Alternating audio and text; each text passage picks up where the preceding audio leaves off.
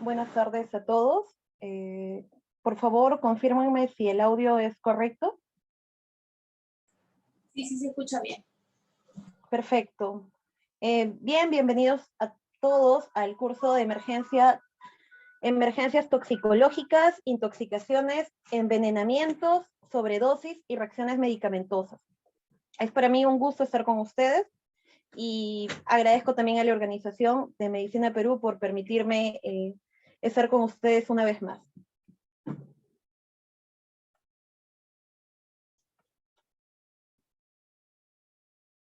Bien, solamente a modo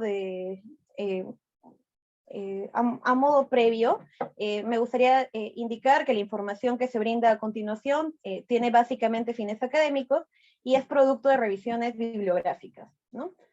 Bien, hoy día vamos a ver una breve introducción, definiciones, enfoques de intoxicaciones y envenenamiento, las vías por las cuales ocurren estas intoxicaciones y estos envenenamientos, reacciones adversas que se presenten en este contexto y sobredosis también. Bien, a modo de introducción, quiero permitirme compartirles este video. Voy a dejar de compartir la pantalla para proyectar el video. Un momento, por favor.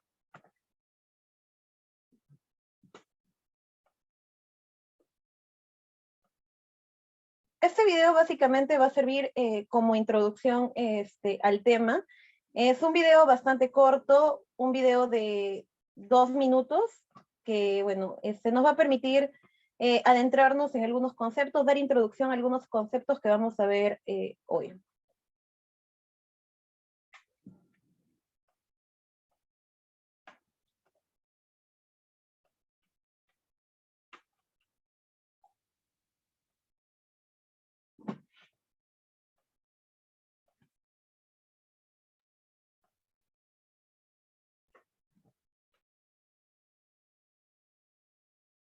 Causar intoxicarse con alguna sustancia puede en algunos casos causar hasta la muerte.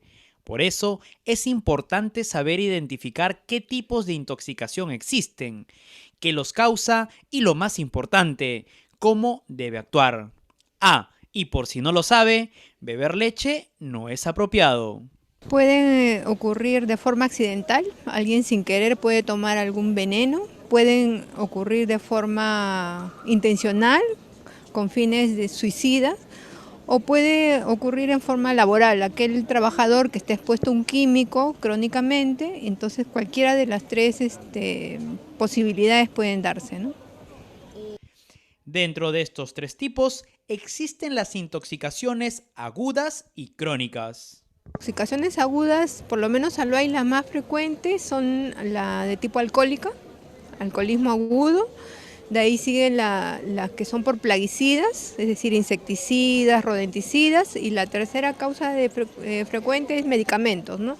Diazepam, analgésicos, esas serían las causas más frecuentes de intoxicaciones agudas. De las crónicas estamos viendo con un poquito más de frecuencia las de metales, sobre todo mercurio y plomo. Otras que estamos viendo con un poquito de frecuencia de las crónicas serían la parte de exposición a plaguicidas, pero crónico, no la exposición aguda, y solventes. En algunos casos, estos tóxicos nos pueden traer secuelas, según la sustancia que contenga el químico.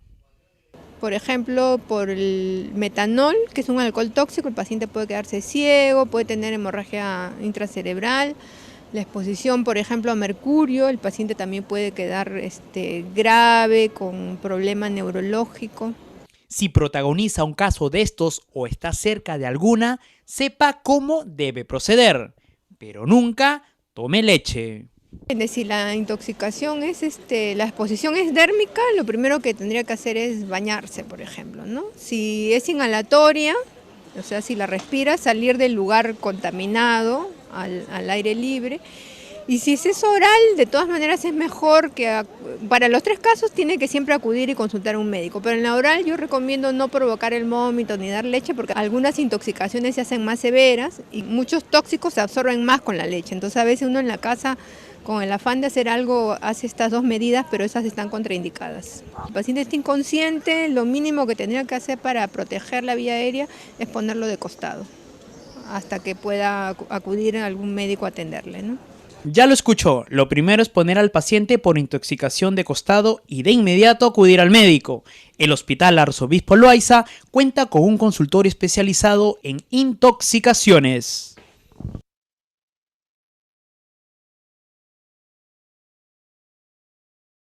Bien, hemos escuchado un reportaje que se le ha hecho a un médico del Hospital Loaiza. Nos ha dado algunas indicaciones bastante interesantes. Dentro de todo lo que ha mencionado, algo que resalta bastante el periodista es, bueno, evitar el consumo de leche, ¿no? Como vamos a ver nosotros, frente a una intoxicación, tenemos que identificar cuál podría ser el posible agente, ¿no? Y si bien es cierto, en algunos casos la leche podría, sí, conducir a una mayor absorción del tóxico o podría causar efectos adversos en general, sí hay casos donde esto podría ser beneficioso, ¿no? Lo más importante es tratar de identificar el elemento con el cual se ha intoxicado a la persona, como lo vamos a ver más adelante. A modo de introducción, también les traje este fragmento que indica que las intoxicaciones accidentales e intencionales o sobredosis de drogas constituyen una fuente importante de morbilidad y mortalidad y gasto sanitario agregados en todo el mundo. Este tipo de temas no solo son tocados en nuestra realidad, es cierto, nosotros tenemos características específicas de este tipo de intoxicaciones y cada región las tiene. Sin embargo, las intoxicaciones son un problema grande a nivel mundial, no solamente en lo enfocado a mortalidad, sino también a morbilidad, a secuelas que dejan estas intoxicaciones. Se indica también que en el 2018 se hicieron más de 2 millones de llamadas a los centros de control de intoxicaciones en los Estados Unidos con respecto a toxicidades humanas conocidas o sospechadas, ¿no? Entonces, este fragmento básicamente nos sirve para tener nosotros una idea global del problema. Ahora veamos algunos datos epidemiológicos que, si bien es cierto, son generales, nos van a ayudar también a identificar algunos grupos de riesgo bueno, con la identificación de estos grupos de riesgo también a dar un mejor manejo. La intoxicación accidental e intencionada por sustancias lícitas e ilícitas sigue siendo una de las primeras causas de morbilidad y mortalidad en todo el mundo. Eso ya lo vimos en la diapositiva anterior, ¿verdad? Acá lo que podríamos agregar es que las intoxicaciones no siempre son causadas por sustancias ilícitas, ¿no? Sino también por sustancias lícitas. A veces son problemas incluso en no solamente las autoprovocadas, ¿no? Que podrían ser las tomadas por una persona que tiene una conducta suicida, sino también aquellas que son producto de error, por ejemplo, en las lecturas de las prescripciones médicas incluso, ¿no? Hay fármacos que manejan estos rangos de toxicidad bastante estrechos, ¿no? Entonces, que es más fácil que podamos llegar a estos rangos de toxicidad. En realidad, toda sustancia es potencialmente tóxica, dependiendo de la dosis en la cual el individuo vaya a ingerirla, ¿no? Especialmente cuando hablamos de medicamentos, que como sabemos son químicos que ingresan a nuestro organismo, que si bien es cierto, pueden causarnos efectos beneficiosos, también pueden ocasionarnos efectos no deseados, ¿no? Y esto basado en que los fármacos actúan de diversas maneras, modificando la fisiología de ese momento y no solamente en un punto en específico, ¿no? Son pocos los fármacos que actúan en un lugar en específico. La mayoría de los fármacos actúan en distintos lugares en nuestro organismo, ¿no? ¿A qué me refiero con esto? A que, por ejemplo, un médico puede recetar un antiinflamatorio para la inflamación de un órgano en específico. Sin embargo, este antiinflamatorio, lo más probable es que no solamente tenga acción en esta zona, sino en otras zonas del cuerpo, ¿no? Y dependiendo de eso, podrían ocasionar efectos secundarios. La mayoría de los casos, eso también ya es un dato importante, es otro tipo de dato, la mayoría de los casos que involucran a niños menores de 6 años involucraron una ingestión no intencional, ¿no? Los niños menores de 6 años precisamente ingirieron estos tóxicos no precisamente porque así lo hayan querido o porque así lo hayan querido sus padres, sino de forma no intencional, ¿no? También se menciona que la mayoría de los casos de las muertes se da en adultos, ¿no? No precisamente en niños. Y bueno, adultos entendiendo como mayores de 20 años, ¿no? Y bueno, dentro de este grupo, los suicidas fueron los que destacaron.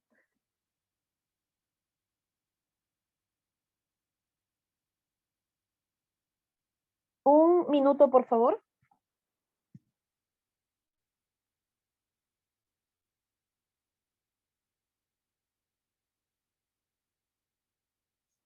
Ya, perfecto. Bien, asimismo me gustaría mencionarles, y ese es un dato importante, si bien es cierto, si nosotros evaluamos el número grueso de intoxicados, vamos a encontrar que el mayor porcentaje es del sexo femenino, de las personas que han sufrido estas intoxicaciones de forma general.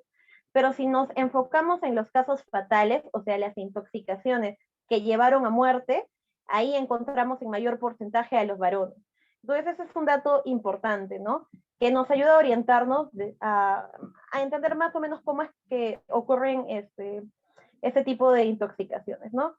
Y bien, aquí también, si nosotros buscamos datos así exactamente epidemiológicos peruanos, van a haber diversas fuentes. La mayoría la da Digemit, por ejemplo, son asociados a plaguicidas. Sin embargo, encontré este artículo, que también es un artículo periodístico, que básicamente es también una entrevista a un toxicólogo. Bien, acá nos da algunos datos importantes peruanos, quizás más concretos, por los cuales he escogido esta fuente para dar los datos epidemiológicos peruanos.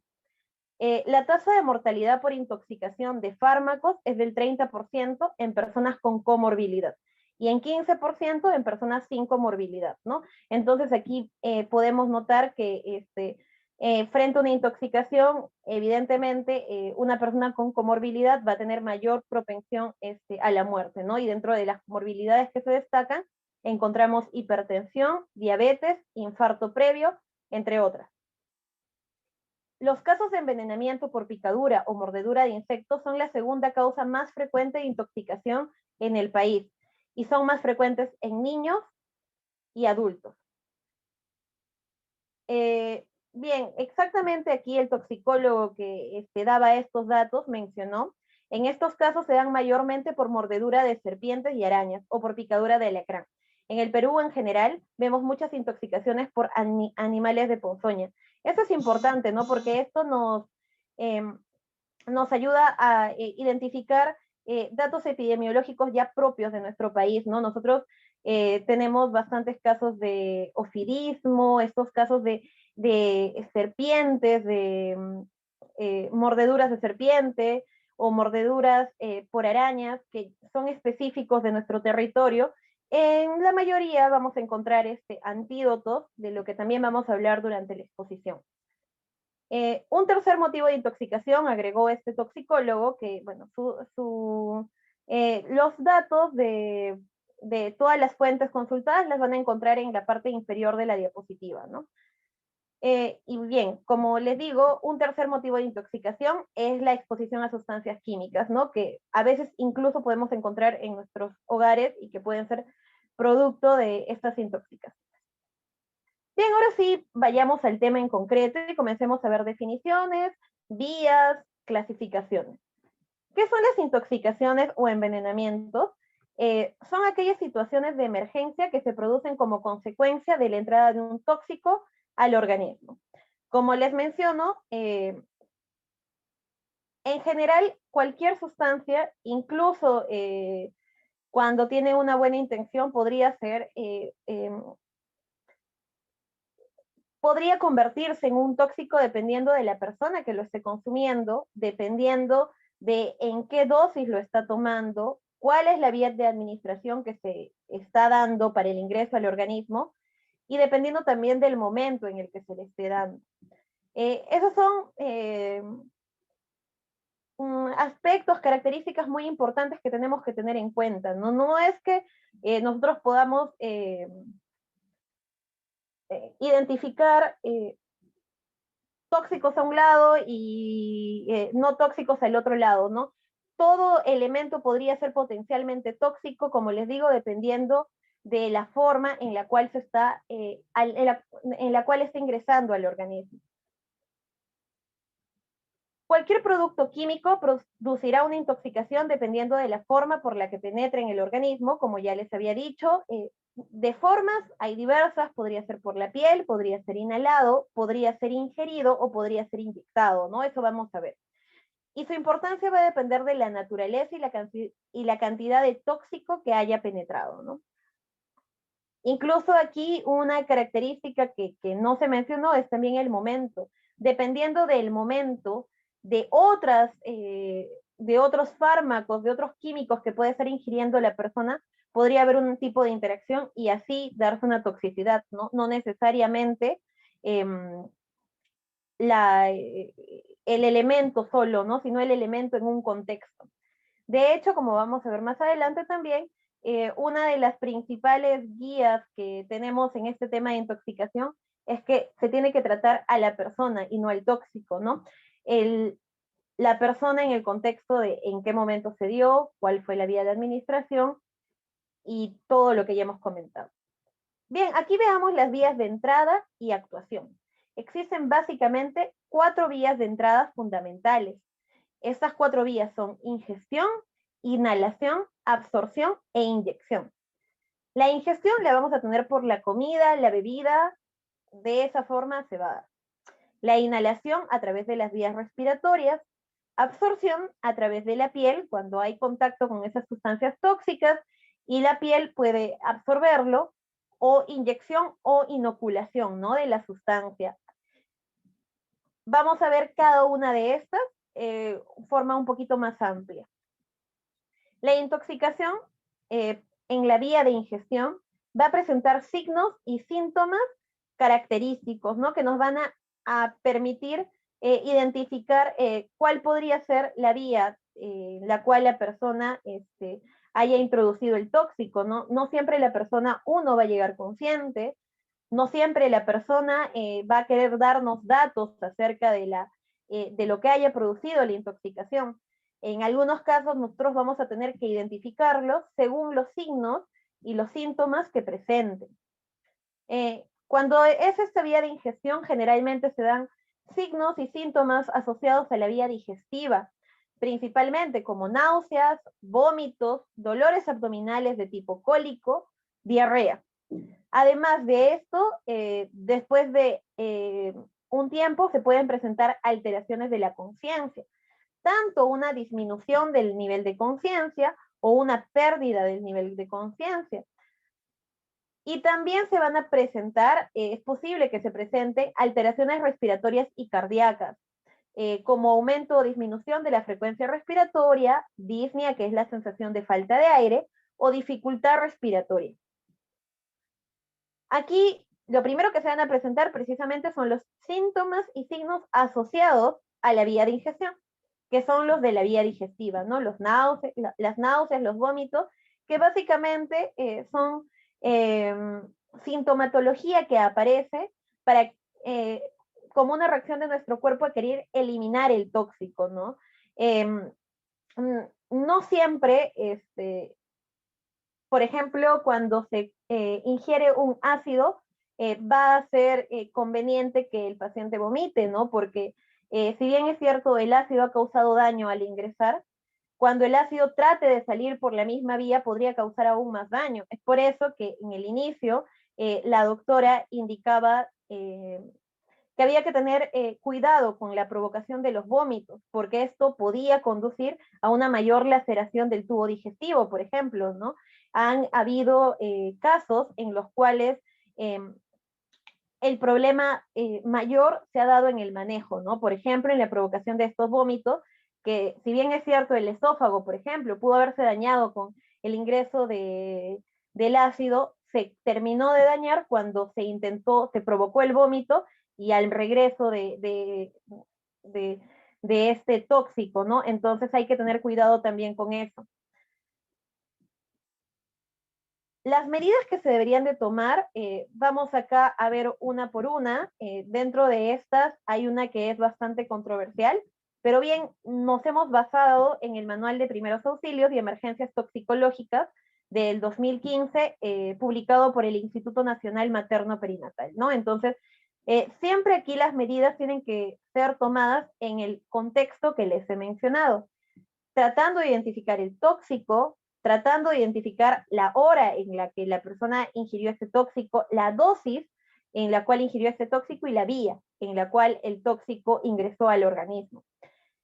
Más adelante, casi al final de la exposición, nosotros vamos a ver los síndromes asociados a estos tóxicos, ¿no? Cada tóxico nos da un síndrome que podría orientarnos a identificar el tóxico. Pero por lo pronto vamos a ver de forma general las medidas para una intoxicación producto de una vía de ingestión. Lo primero, como les dije, es tratar de identificar al tóxico. Anotar su nombre comercial, el de las sustancias que lo componen, la cantidad ingerida y el tiempo transcurrido. No siempre vamos a tener una idea exacta del tiempo transcurrido, de la cantidad ingerida, o incluso simplemente del tóxico que ingirió la persona. Pero en algunas circunstancias podríamos ser un poco observadores, ¿no? Por ejemplo, preguntarle a la familia qué tipo de medicamentos estaba tomando o qué medicamentos estaban al alcance de la persona intoxicada, o si de repente la persona fue encontrada inconsciente, qué tóxicos había alrededor, posibles tóxicos que la persona haya consumido alrededor del lugar donde ella se encontraba, o el lugar donde la encontraron, eso también podría ayudar a identificar el tóxico, ¿no? Entonces, vamos a ver más adelante la importancia de la historia clínica aquí.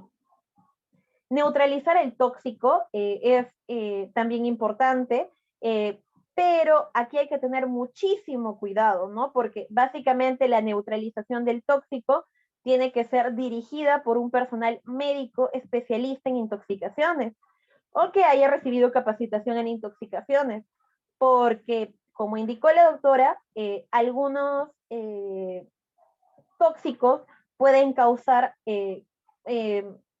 en combinación con la leche una mayor absorción o podrían ocasionar un mayor daño, ¿no? Entonces, de forma general, se debería de evitar tratar de neutralizar, pero cuando tenemos el apoyo de los especialistas, sí podríamos hacerlo, ¿no? Cuando hemos identificado bien el tóxico y cuando sabemos que estas sustancias no van a actuar para aumentar el daño.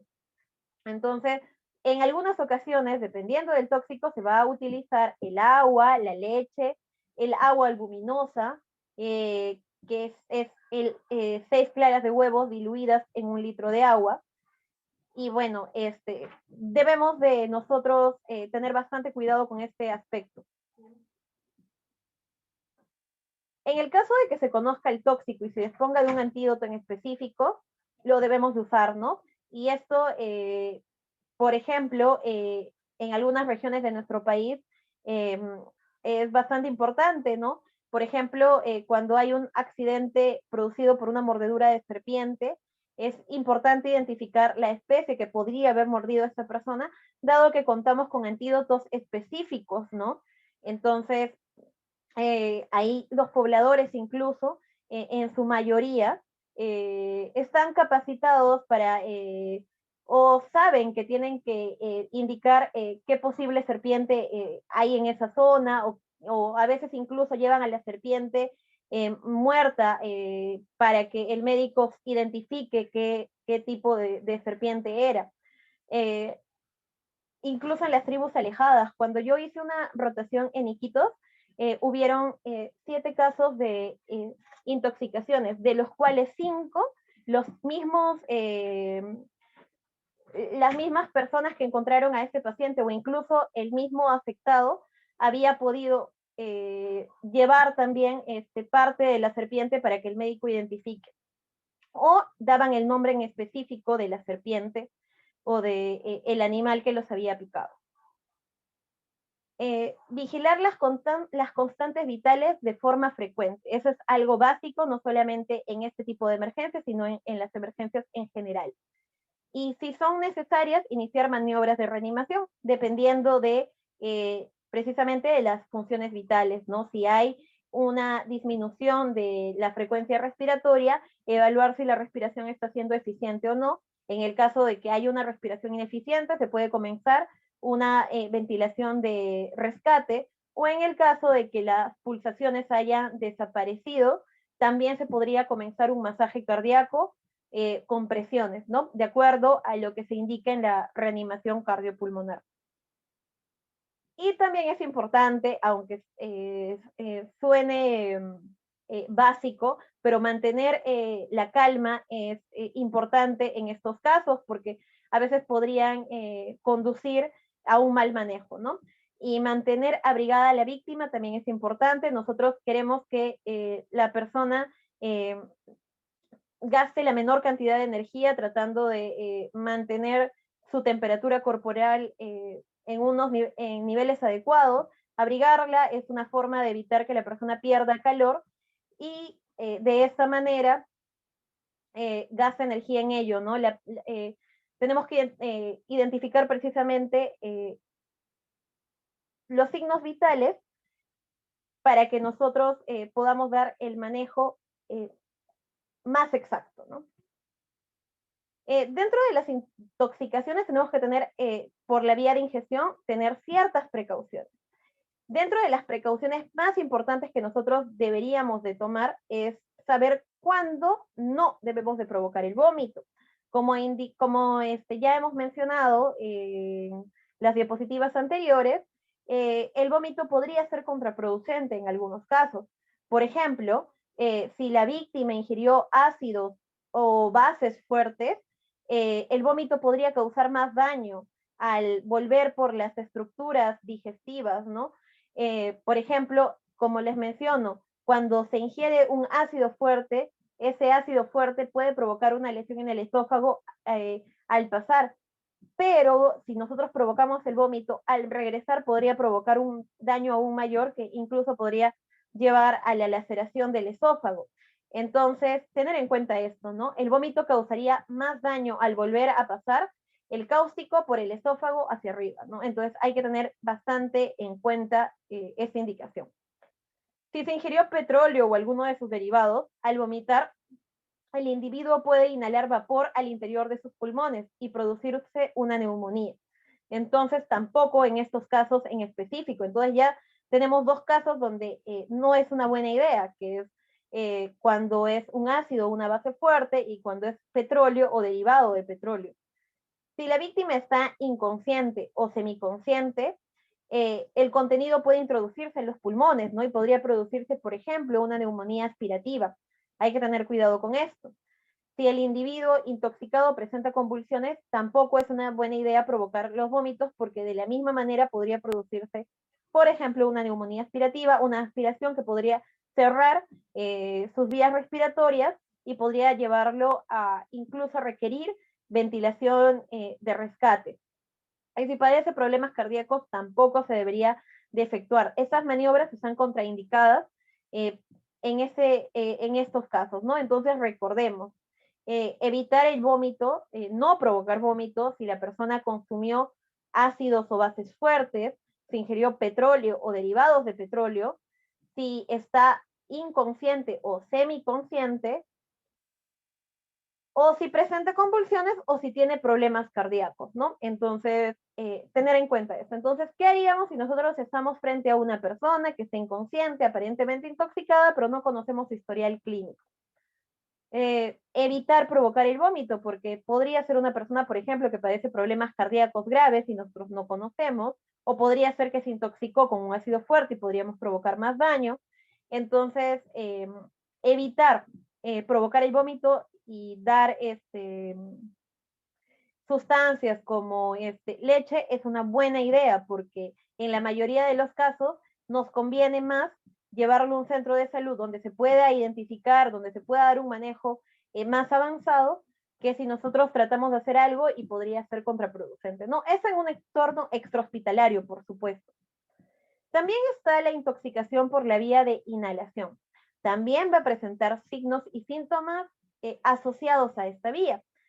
Como es por inhalación, la vía respiratoria va a ser la que va a marcar la pauta para los signos y síntomas. Por ejemplo, aquí tenemos disnea, la sensación de falta de aire, la dificultad respiratoria que se podría evidenciar por el movimiento de los músculos respiratorios, el aleteo nasal, o la cianosis en las regiones distales. La tos también es otro signo, síntoma que vemos aquí. Es precisamente esa reacción de nuestro organismo por querer expulsar el tóxico, ¿no? La cianosis, que es la coloración azulada de la piel, precisamente como hay una afectación de la vía respiratoria, el intercambio gaseoso va a estar afectado. Entonces, no va a llegar el suficiente oxígeno primero a las regiones distales de nuestro cuerpo. Entonces, por ejemplo, en los dedos de la mano, en algunas ocasiones se va a poder notar esa coloración azulada. No solamente ahí, sino en algunas mucosas, como en los labios. Entonces, hay que estar pendientes de esos síntomas para registrarlos. Asimismo, la pérdida de conciencia, ¿no? Al igual que en la vía anterior.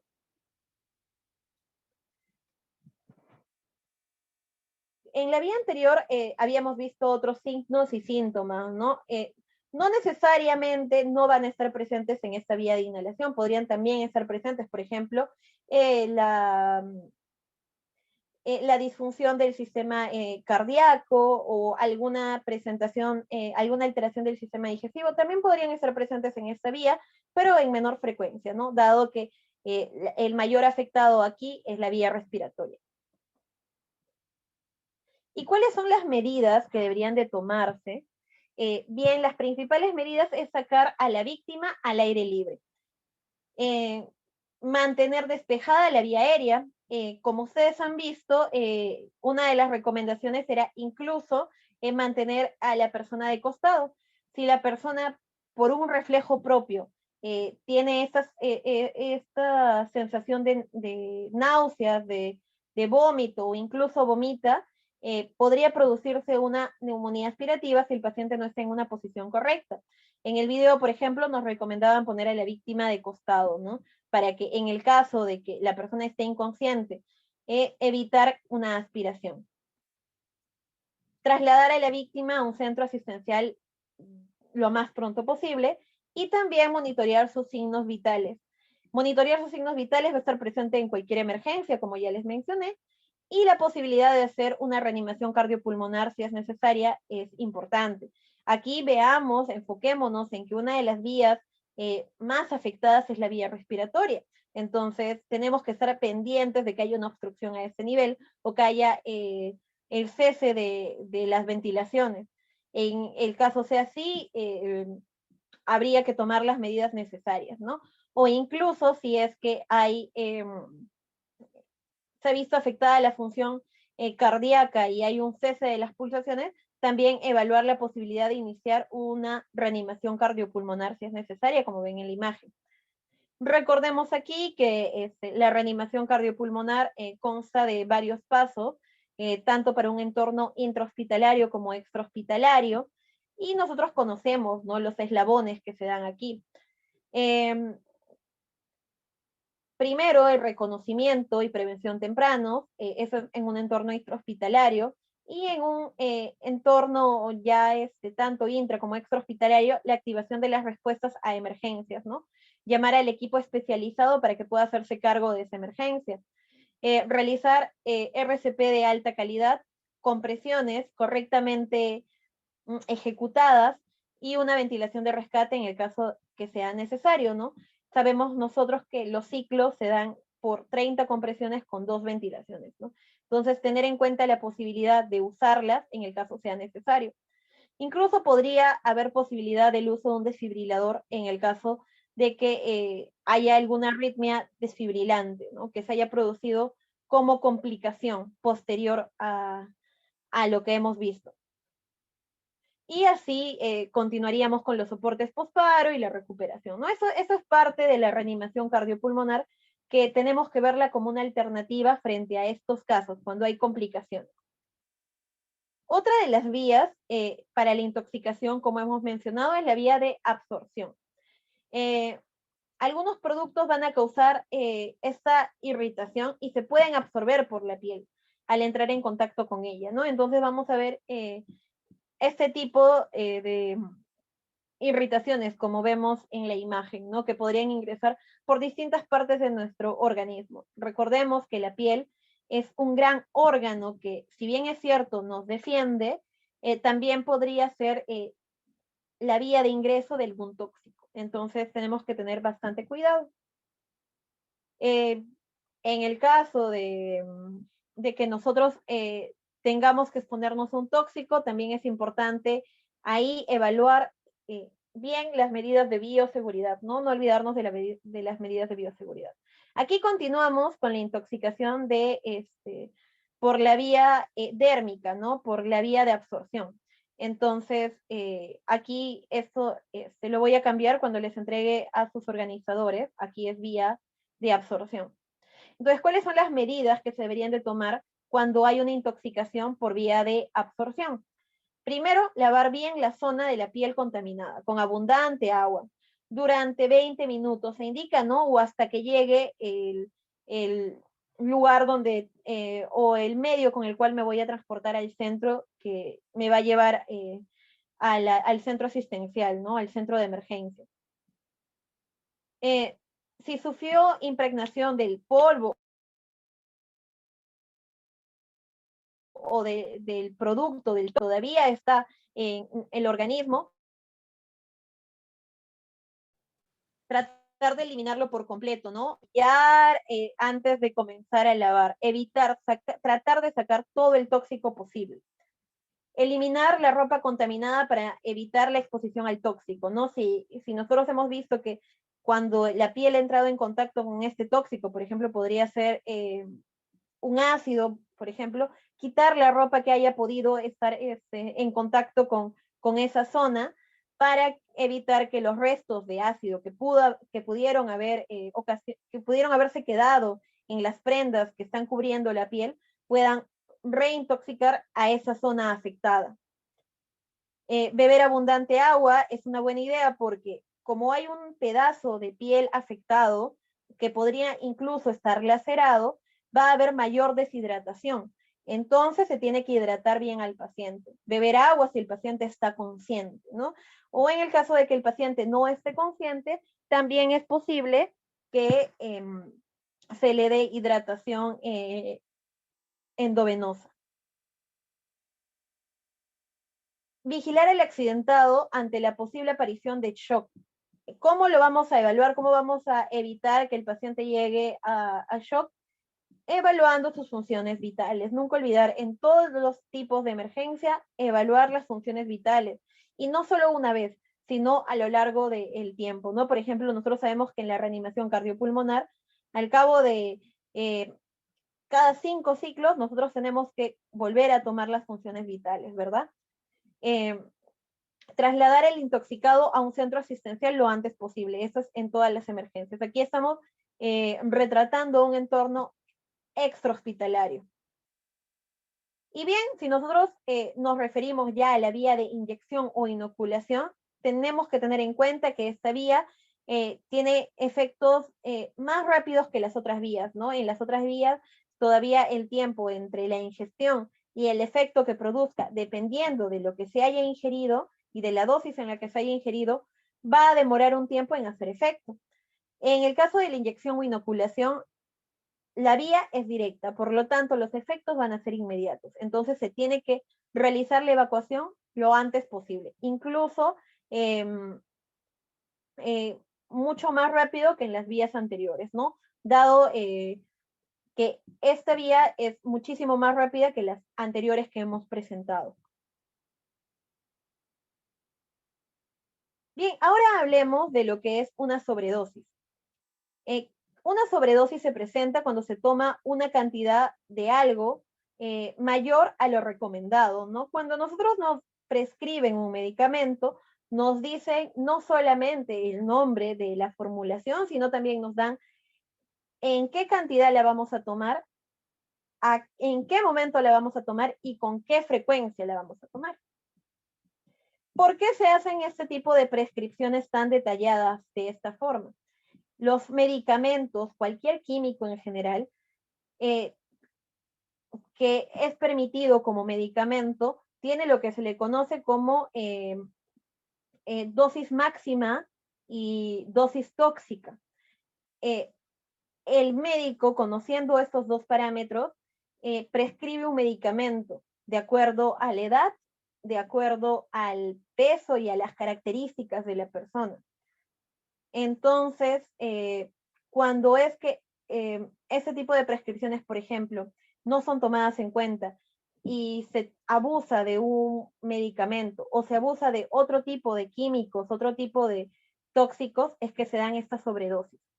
Una sobredosis puede ocasionar síntomas graves o dañinos, o incluso podría llevar a la persona a la muerte si es que no se atiende de forma inmediata. La toxicidad por sobredosis de un fármaco se refiere a las reacciones tóxicas graves, habitualmente nocivas y en ocasiones mortales, debido a una sobredosis accidental. Por un error por parte del médico, podría ser que al momento de prescribir el médico haya cometido algún error, que ha habido casos, ha habido médicos que han sido sancionados precisamente porque han producido estos graves síntomas, estas sobredosis, precisamente porque ha habido un error en la prescripción, un error normalmente involuntario, por el farmacéutico que haya interpretado mal la prescripción médica, podría ser, o que haya dado una indicación sin tomar en cuenta algunas características, o por la misma voluntad de la persona, ¿no? Que haya decidido tomar más y que haya podido conducirse a una sobredosis.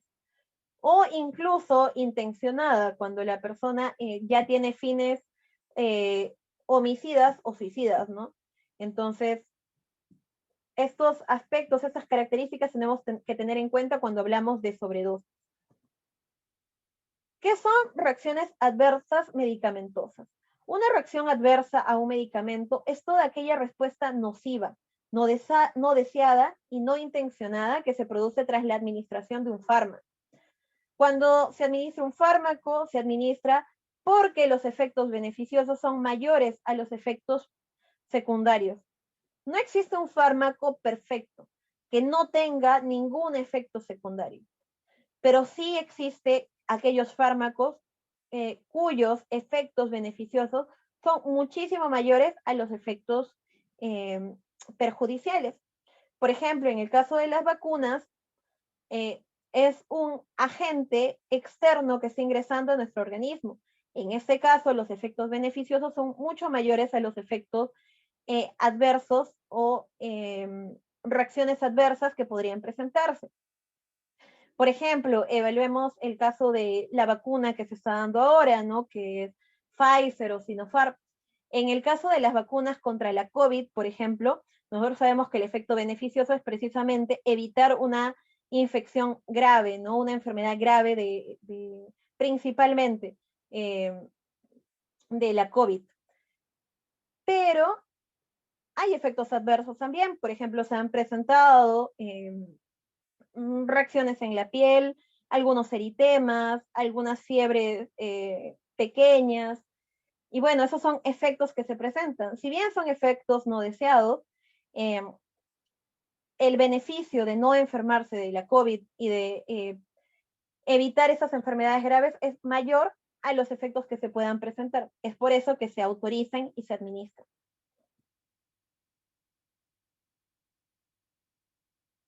Asimismo, tenemos que tener en cuenta que algunos farmacéuticos, por ejemplo, esta información la he sacado del Colegio Oficial de Farmacéuticos de Zaragoza, diferencian RAM, o sea, reacción adversa medicamentosa, de evento adverso. Y lo diferencian ya que no en todos los casos son lo mismo. En el caso de las reacciones adversas medicamentosas, existe la sospecha de que el evento indeseable que ha tenido lugar ha sido causado por el medicamento. Mientras que en el evento adverso no es necesario que haya una relación causal entre los medicamentos administrados, ¿no? El evento adverso puede estar asociado a otro tipo de circunstancias. Por ejemplo, un típico ejemplo de un RAM podría ser la hipoglicemia tras la administración de insulina. Nosotros probablemente dentro de todo el tiempo que hemos estado en contacto con paciente, hemos visto que eso es posible, ¿no? Especialmente cuando el paciente controla una enfermedad como la diabetes con insulina. En algunos casos las dosis son mayores a las requeridas y podrían conducir a un paciente a una hipoglicemia. Esta hipoglucemia podría llevar incluso a efectos adversos medicamentosos como las convulsiones, o podría llevar simplemente a efectos menos graves. Pero eso tenemos que diferenciarlo, nos indican aquí, con los eventos adversos. Un evento adverso, si bien está asociado de determinada manera con la ingestión del medicamento, no está asociado de forma directa, no es una relación causal. Por ejemplo, el traumatismo por una caída brusca de una persona que estaba tomando un antihipertensivo. El antihipertensivo estaría en relación con la pérdida de fuerza, pero no estaría asociado con el traumatismo en sí, ¿no? Entonces hay que tener en cuenta esto. O por ejemplo, los fármacos que pueden producir determinada somnolencia y que a veces son ingeridos en que son ingeridos por personas que realizan estos trabajos como el de conducir, como el de manejar maquinaria pesada, que son trabajos que van a requerir alta concentración, ¿no? Y que, bien, por los medicamentos que puedan estar tomando, podría producirse determinada depresión del nivel de conciencia, ¿no? Entonces, estos medicamentos podrían producir lo que se conoce como evento adverso, dado que no hay una relación directa con que la persona, por ejemplo, haya sufrido el choque en su vehículo, pero sí hay relación indirecta, porque la disminución de la conciencia está relacionada al fármaco. Y es por eso que cuando se prescribe un medicamento, cuando hay la administración de un medicamento, se tiene que tener en cuenta los posibles efectos adversos que los medicamentos presenten, ¿no? Más allá de que se produzca o no una intoxicación. ¿Y cuál es el enfoque de atención? Existe un enfoque que nos va a ayudar a dirigir de forma sistemática y coherente la evaluación para el tratamiento, ¿no? Para la estabilización del paciente. ¿Qué es importante aquí? Es importante identificar síntomas, signos, todos los hallazgos clínicos posibles, ¿no? Y que pueden estar presentes o pueden ser manifestación de la intoxicación de forma aislada o pueden estar asociados con otra patología. Por ejemplo, con un traumatismo, con una infección, que podría ser concomitante a la intoxicación. La presentación va a depender del agente ingerido, como ya hemos repetido, ¿no? En varias ocasiones. Si la ingestión es aguda o crónica, también podría ser un paciente que, si bien es cierto, en ese momento presenta el evento adverso más evidente, haya estado ingiriendo de forma crónica, ¿no? Y que haya llegado a una intoxicación no aguda, sino crónica. Los medicamentos recetados de referencia que puede estar tomando el paciente, es necesario tomarlos en cuenta porque podría haber una interacción con los tóxicos que haya tomado. Y si la ingestión involucra un solo fármaco, o más de uno, ¿no? Entonces, el paciente puede ser intoxicado, por ejemplo, por tomar una alta dosis de paracetamol, pero podría haber otros fármacos también incluidos dentro de esa intoxicación. En el caso de intoxicación con paracetamol, por ejemplo, en un caso que yo vi, la persona, si bien es cierto, había consumido en mayor medida el fármaco, el paracetamol, había ingerido de forma inmediata una cantidad ingente de fármacos, ¿no? Entonces, tenemos que tener bien en cuenta que no solamente es posible que el paciente haya tomado un fármaco, sino más de uno, ¿no? Y cada uno de estos podría estar produciendo una complicación mayor. Entonces, es importante en la historia clínica y el examen físico, ¿no? Como se destaca aquí. El tratamiento inicial se centra en el reconocimiento de patrones y la estabilización aguda. Vamos a ver nosotros cómo podríamos reconocer los patrones. ¿Qué son estos patrones? Son síndromes, son un conjunto de signos y síntomas que van a aparecer de forma característica ante la ingesta de un tóxico en específico. Por ejemplo, que haya una intoxicación por ácidos presenta un determinado síndrome, ¿no? A diferencia de otro tóxico que podría presentarse. Eso lo vamos a ver más adelante. Y aquí lo que se tiene que identificar dentro de estos patrones también es la historia clínica, lo que haya presentado el paciente, no solo en ese momento, sino también desde el inicio, ¿no? Y ahí vamos a tener que entrevistar a los acompañantes, a la persona que lo haya encontrado, a los paramédicos que lo hayan llevado hasta el hospital. Es importante nosotros tener los datos de todas estas personas. Incluso de las personas que habitan con el individuo, porque nos podrían dar una idea de qué fármacos tenía disponible la persona, ¿no? O qué productos, qué tóxicos tenía a su alcance. Y un examen físico enfocado. También vamos a ver, por ejemplo, las pupilas. Hay ciertos tóxicos que producen midriasis, miosis. Entonces, dependiendo de esta región en específico, nosotros podríamos descartar una cantidad de tóxicos y identificar otra cantidad de posibles tóxicos, ¿no? Asimismo, la temperatura, por ejemplo, cuando el paciente presenta hipertermia, hipotermia, o también podría ser la frecuencia cardíaca, la frecuencia respiratoria, y las manifestaciones en piel. Existen distintas características que nos permiten orientarnos hacia qué fármaco es o qué tóxico es. Asimismo, es importante los cuidados de apoyo, la prevención de la absorción del veneno y los antídotos y técnicas mejoradas de eliminación, dependiendo del tóxico que haya ingresado al organismo, ¿no? Hay una cantidad de tóxicos que ingresan a nuestro organismo y que sí tienen antídotos, ¿no? Pero no son la mayoría tienen un manejo más general. ¿No? Entonces, aquí lo que yo les destaqué del enfoque es la historia clínica y el examen físico, ¿no? Para que nos ayude a identificar estos patrones que nos van a ayudar a identificar el tóxico que haya producido todo el cuadro. Dentro de la historia clínica, del historial, se tiene que obtener un historial completo de exposiciones reales y potenciales, ¿no? Identificar también cuál es una exposición real y cuál es una exposición potencial. Ahí tenemos que utilizar la información de amigos, familiares, personal prehospitalario, cuando esté disponible. Siempre se tiene que preguntar específicamente sobre el uso de medicamentos de venta libre, remedios tradicionales o herbales, o en casos de sobredosis intencionales. ¿No? De repente la persona ha estado en un evento similar, en una situación similar en ocasiones anteriores, preguntar por qué se produjo este evento anterior. Los antecedentes son importantes, especialmente cuando existen conductas suicidas, ¿no?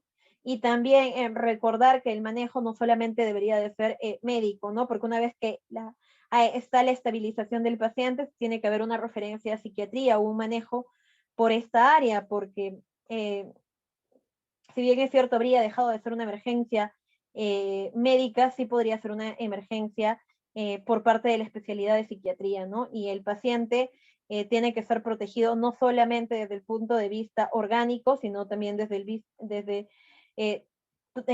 una forma general, ¿no?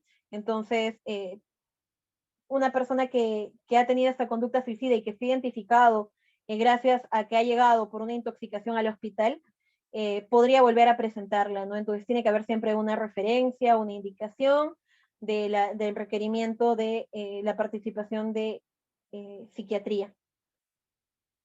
El diagnóstico de una intoxicación puede ser asistido por los siguientes hallazgos físicos, ¿no? Acá tenemos el examen físico y en qué podríamos enfocarnos, ¿no? ¿Qué hay? Hay olores característicos, lo vamos a ver en un cuadro. Hay hallazgos pupilares también.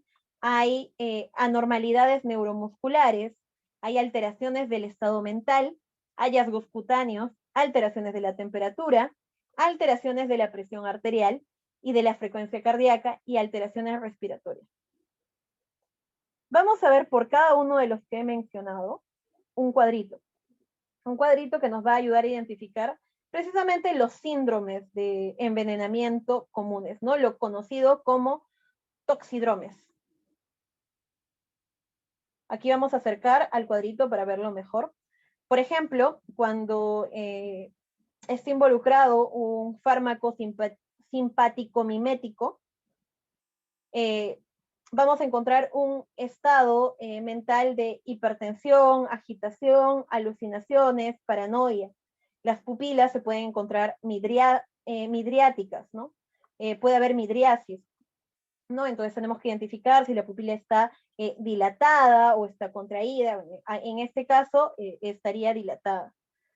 Si hay otros signos vitales alterados, como es la hipertermia, la taquicardia, la hipertensión, aumento de la presión de pulso, taquipnea o hiperpnea.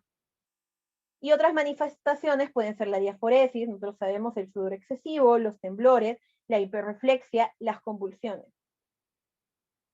Y algunos ejemplos de estos agentes tóxicos que encajan aquí son la cocaína, las anfetaminas, la efedrina, la pseudoefedrina, la teofilina y la cafeína, ¿no? Son ejemplos de estos tóxicos simpático-miméticos. Ese cuadrito que ustedes ven aquí es de Up to Date. Si ustedes desean, los cuadritos se los puedo pasar porque ese cuadro sí se ve bien, pero hay otros cuadros que no, por efectos de la diapositiva, no se van a ver de forma tan clara, ¿no? Si ustedes están interesados en un cuadro en específico, me avisan y yo se los paso a sus organizadores para que puedan ser repartidos a ustedes. Los anticolinérgicos van a producir un estado mental de hipervigilancia, agitación, alucinaciones, delirio con murmullo, comas. En las pupilas se va a encontrar midriasis, al igual que en el anterior. Los signos vitales podrían estar alterados, por ejemplo, podría haber una hipertermia, una taquicardia, hipertensión, taquipnea. Otras manifestaciones, aquí vamos a encontrar manifestaciones dérmicas, como es la piel seca, enrojecida, membranas mucosas secas, disminución de los ruidos intestinales, retención urinaria, mioclonías, coriotetosis, que bueno, también está asociado, comportamiento de pellizcar, convulsiones, que ya son manifestaciones más raras, ¿no? Que podrían estar presentes. Entonces, ¿cuáles son los agentes tóxicos asociados a esto? Antihistamínicos, antidepresivos tricíclicos, ciclobenzaprina, orfenadrina, agentes antiparkinsonianos, antiespasmódicos, fenotiacinas, atropina, escopolamina, alcaloides de belladona, ¿no? Entonces, todos estos fármacos asociados a este toxidrome. Otro toxidrome es el de los alucinógenos. Entonces, ¿cuál sería el estado mental? Precisamente alucinaciones, distorsiones de la percepción. Hay despersonalización, estos signos que son mejor descritos en psiquiatría, sinestesia, agitación. Generalmente se va a encontrar midriasis, ¿no? Pero no siempre. En los signos se va a identificar hipertermia, taquicardia, hipertensión, taquipnea. Y en otras manifestaciones podría presentarse nistagmos, ¿no? Que son estos movimientos que podríamos observar en el ojo, que son repetitivos, con predominio a un lado, ¿no? Todo eso lo tenemos que describir y que podrían estar presentes aquí. Entonces, ¿cuáles son los agentes tóxicos asociados a este toxidrome? Es el LSD, están las anfetaminas de diseño, está la fenciclidina, entre otros. También existe el toxidrome del opioide, ¿no? El opioide, como nosotros sabemos, podría producir depresión del sistema nervioso central, ¿no? O incluso coma. Cada vez que se receta un opioide entre estos cuadros de dolores intensos, se tiene que tener en cuenta la posibilidad de una depresión del sistema nervioso central. Las pupilas suelen estar mióticas, es decir, contraídas. Los signos vitales, vamos a encontrar la bradipnia, características del apnea, puede desarrollarse hipotermia, bradicardia e hipotensión, ¿no? A diferencia de las anteriores, que en su mayoría aumentaba, estaban por encima del rango máximo de normalidad, eran los hipers, aquí vamos a encontrar los hipos, ¿no? Hay una disminución. Otras manifestaciones se puede presentar hiporreflexia, edema pulmonar, marcas de aguja. Y, por ejemplo, ¿qué tipo de opioides encontramos aquí? La heroína, la morfina, la metadona, la oxicodona, la hidromorfona, ¿no? Entonces hay que tener en cuenta todas esas manifestaciones, estar bien atentos a todo lo que podamos identificar en el examen físico. También está el toxidrome de los sedantes hipnóticos. Aquí el estado mental también va a estar asociado a la depresión del sistema nervioso central. Podría presentarse confusión, estupor o incluso coma. Las pupilas, bueno, en algunos casos se van a encontrar mióticas, en otras midriáticas o incluso podrían encontrarse normal, ¿no? Es variable. En los signos vitales, a menudo es normal, pero puede desarrollarse hipotermia, bradicardia, hipotensión, apnea, bradipnia. En otras manifestaciones encontramos la hiporreflexia. Y en ejemplos de este tipo de tóxicos encontramos los barbitúricos, encontramos las benzodiazepinas, encontramos el carisoprolol, encontramos algunos alcoholes y el solpidem, ¿no? Que son algunos fármacos de estos sedantes hipnóticos.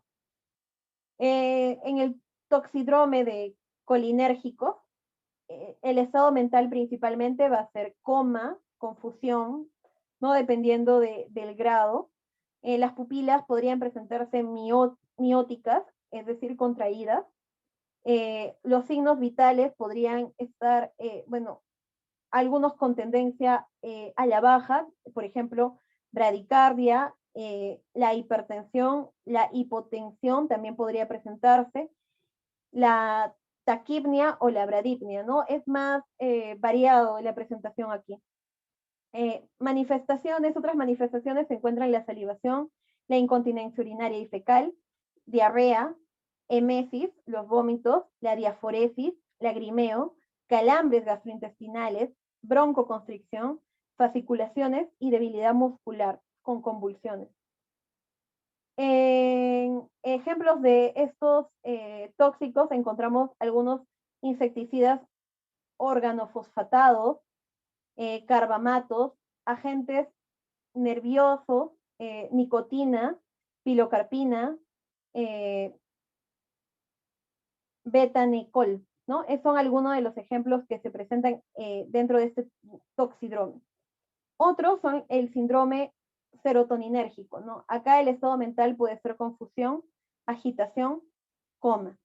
Las pupilas podrían presentarse midriáticas, quiere decir dilatadas. Los signos vitales, aquí podríamos encontrar la hipertermia, la taquicardia, la hipertensión, la taquipnia.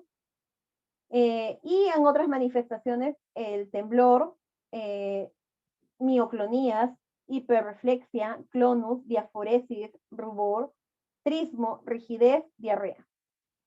Y aquí algunos representantes de estos tóxicos tenemos, por ejemplo, a dextrometorfano, por ejemplo, que es uno de los que está aquí.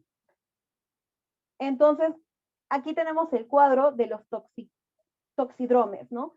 Entonces, este cuadrito podría ayudarnos a orientarnos dependiendo de las manifestaciones que encontremos, de los signos vitales que encontremos, del estado de las pupilas y del estado mental, ¿no? Entonces nos podría ayudar a identificar un toxidrome, identificar a qué grupo pertenece. Por ejemplo, si es un anticolinérgico, o es un opioide, o es un alucinógeno, nos va a ayudar a identificar esto, ¿no? Es un cuadrito bastante importante.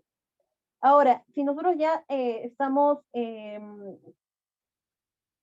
por zonas en específico, por órganos en específico, podríamos ver algunas alteraciones específicas que se produzcan. Por ejemplo, cuando hay olores asociados a fármacos, se puede identificar, por ejemplo, el olor a acetona, y acá tenemos que pensar en agentes como el etanol, como el cloroformo, como los salicilatos, como el alcohol isopropilínico. Cuando hay olor a almendras amargas, a cianuro. Cuando hay olor a ajo, podría ser producido por agentes como arsénico, fósforo, talio, selenio, organofosfatados. Cuando hay un olor a bolas de naftalina, podría ser precisamente una intoxicación por naftaleno. Cuando hay olor a querosene o destilado de petróleo, podría ser provocado por un agente como los organofosfarados. Cuando huele a heno recién cortado, podría ser fosfogeno. Cuando huele a huevos podridos, podría ser sulfuro de hidrógeno. Y así, los olores nos pueden ayudar a identificar también qué tipo de agente fue el que ha producido la intoxicación.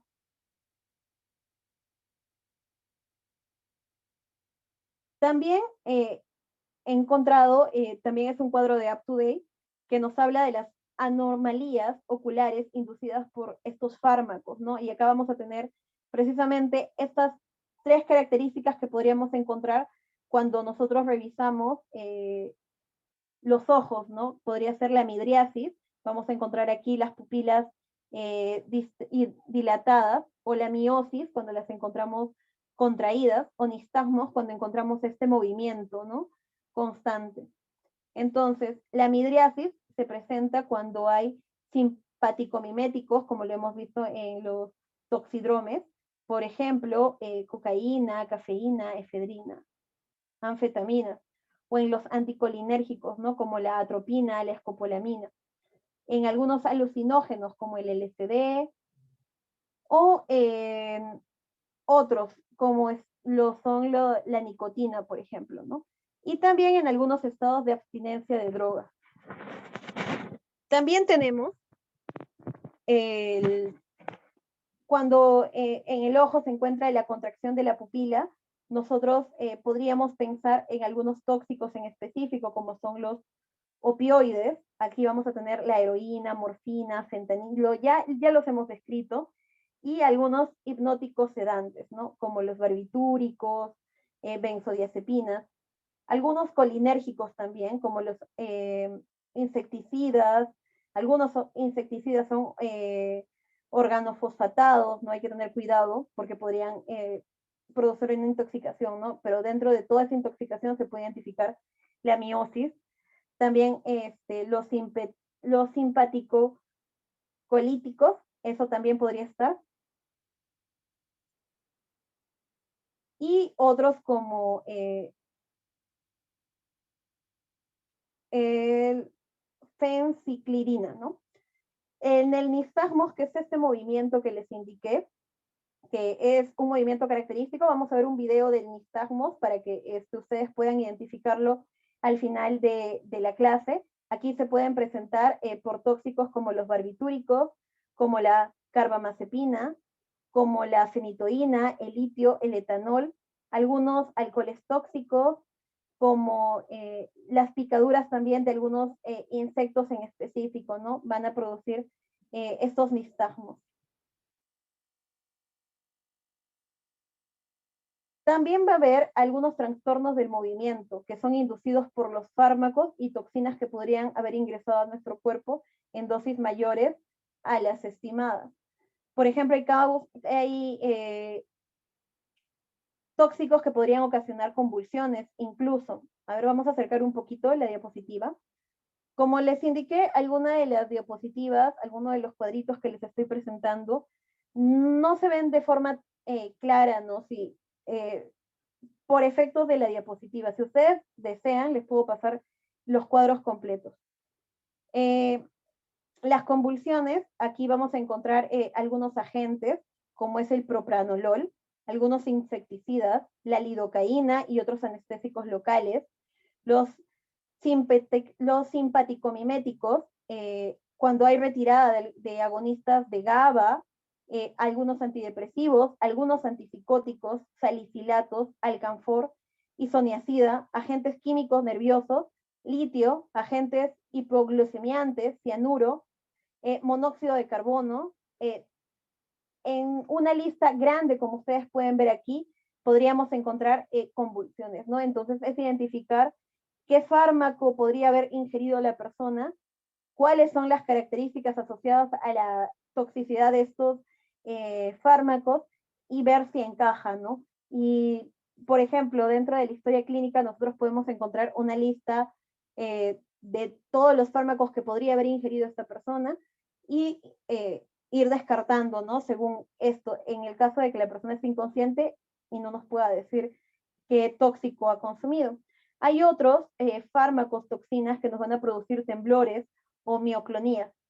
Es el caso de litio, de algunos antipsicóticos, de algunos simpaticomiméticos, de algunos anticolinérgicos y de algunos estados, ¿no? Como es el estado de abstinencia de drogas. También cuando hay intoxicaciones por metales pesados, ¿no? Y no solo convulsiones y temblores, también van a haber rigidez o parkinsonismo, ¿no? ¿En cuáles vamos a encontrar estos signos?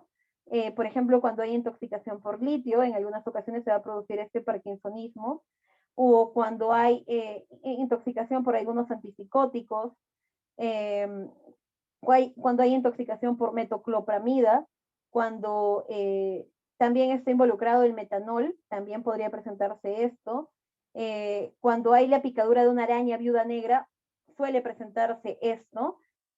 También cianuro, cuando hay ingestión de este tóxico, o también en algunos estados que podrían estar asociados a la administración de algunos anestésicos, ¿no? Como es la hipertermia maligna, el síndrome neuroléptico maligno también, y la lesión postanóxica por cualquier agente. También no solamente se va a encontrar las convulsiones, los temblores, la rigidez, sino también podría producirse la corioatetosis, ¿no? Entonces aquí vamos a pensar cuando veamos estas corioatetosis en cocaína, anticolinérgicos, antiepilépticos. También podría presentarse debilidad y parálisis, ¿no? Son otro tipo de manifestaciones. Aquí podría deberse a la ingestión de bario, magnesio, abuso de solventes, metales pesados, insecticidas, nicotina, botulismo, envenenamiento por serpientes neurotóxicas, parálisis por garrapatas, intoxicación por mariscos.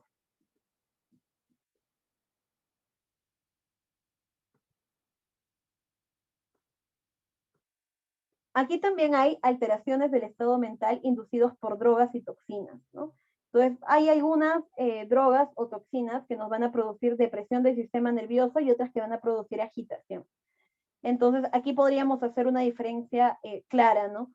Por ejemplo, los anticolinérgicos, los antidepresivos, los antipsicóticos, algunos agentes como el litio, los colinérgicos, los simpaticolíticos, los hipnóticos sedantes, los agonistas alfa-2 adrenérgicos, los relajantes musculares, los agentes hipoglucemiantes, algunos metales pesados, los opioides, los antiepilépticos, algunos hongos, algunos salicilatos, algunas algunos inhalantes, volátiles, algunos alcoholes, pueden producir estos estados de depresión del sistema nervioso central, ¿no?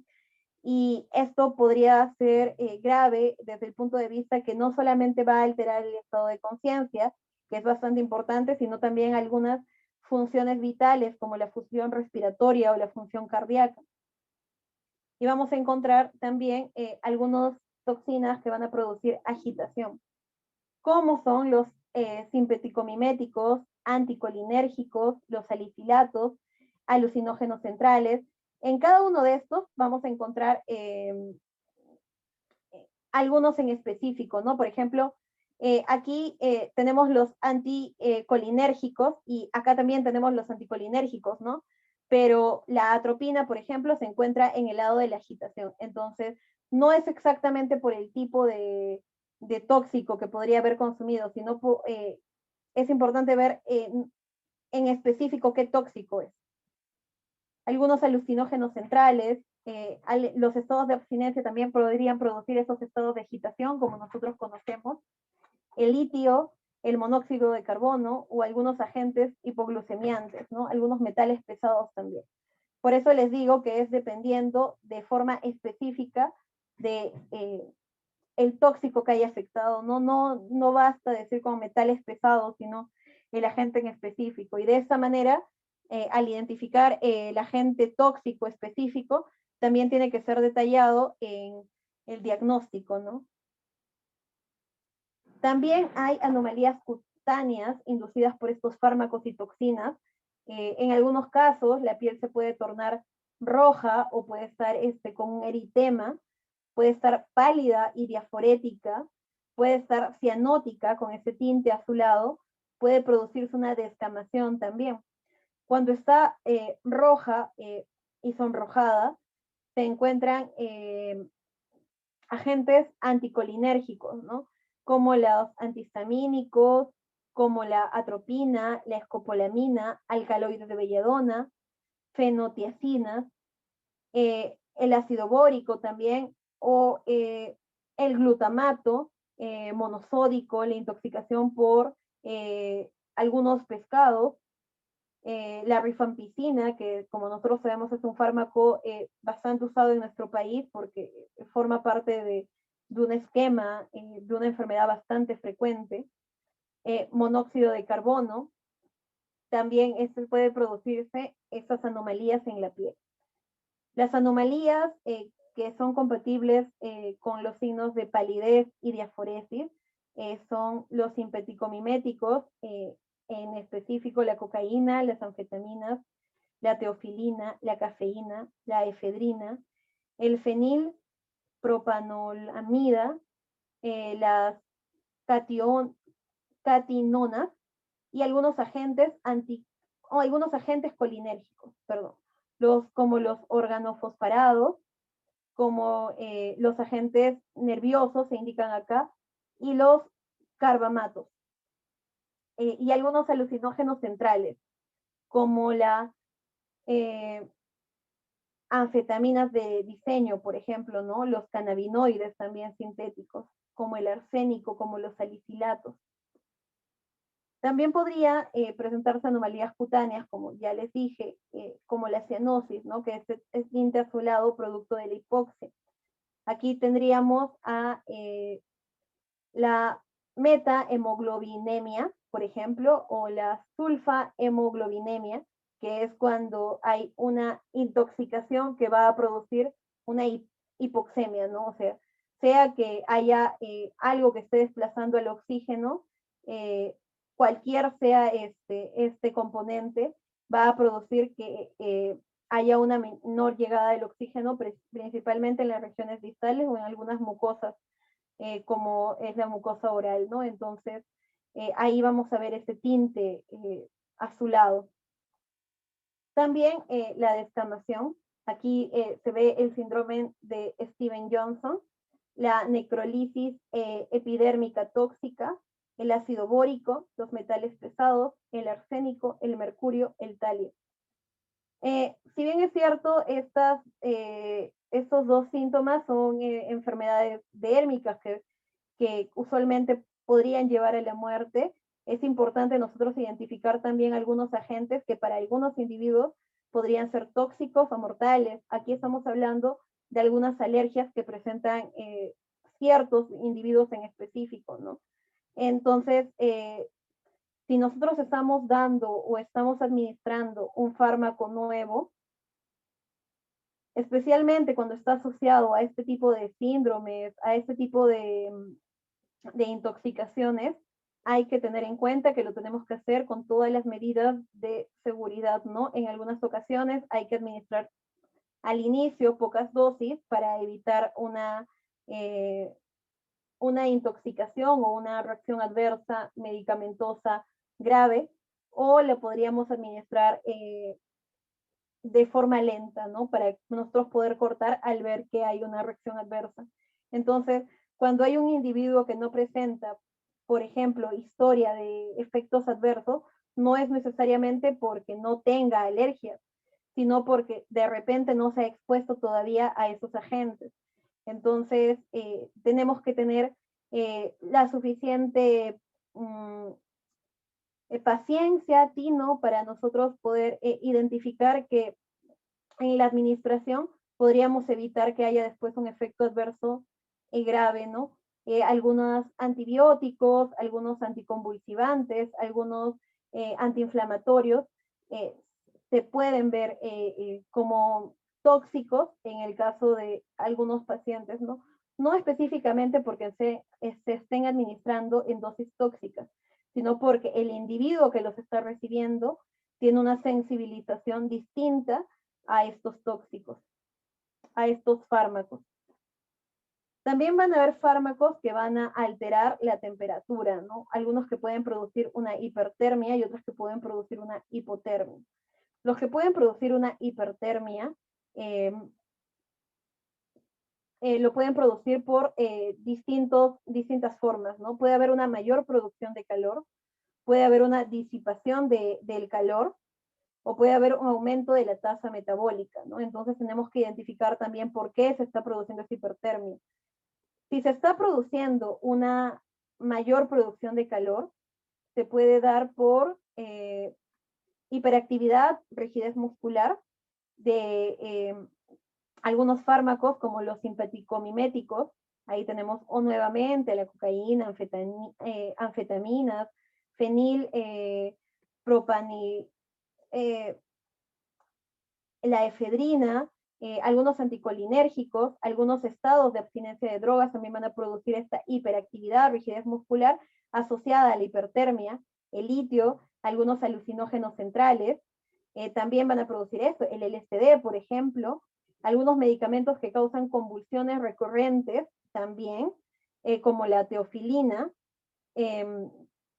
Aquí también algunos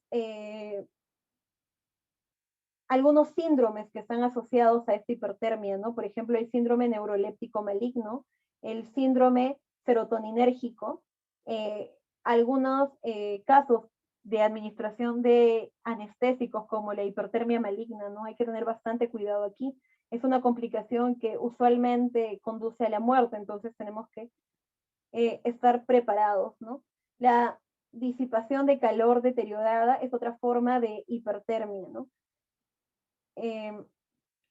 ¿Esto qué quiere decir? Que el individuo no puede disipar el calor, ¿no? Entonces, por eso ha perdido estos mecanismos, entonces hay una hipertermia. Por ejemplo, la sudoración puede estar deteriorada. ¿Y quiénes van a producir esto? Algunos agentes anticolinérgicos, como algunos antihistamínicos. Y también podría darse por el aumento de la tasa metabólica, ¿no? El organismo podría estar trabajando una tasa metabólica mayor y podría estar produciendo estos estados de hipertermia. Aquí, por ejemplo, vamos a ver que podría estar presente cuando hay una sobredosis, por ejemplo, de hormona tiroidea. Nosotros sabemos que en algunos casos hay individuos que presentan esos estados de alteraciones de las hormonas tiroideas, conocidos como hipotiroidismo, donde se les tiene que dar medicamentos que compensen esas alteraciones. En algunos casos, cuando son administrados a dosis mayor de las requeridas por el individuo, podrían producir esos estados de aumento de las tasas metabólicas, ¿no? Entonces, ahí se tiene que regular. Y también hay otros fármacos o toxinas que pueden producir hipotermia. Aquí tenemos a los opioides, que como nosotros sabemos, en general produce una depresión del sistema nervioso central y de otros sistemas. Los hipnóticos sedantes, como las benzodiazepinas, los simpaticolíticos, como algunos antagonistas alfa-adrenérgicos, algunos agentes hipoglucemiantes, algunos antipsicóticos, algunos anestésicos generales, el monóxido de carbono y medicamentos que causan coma flácido, ¿no? También hay otros medicamentos que van a producir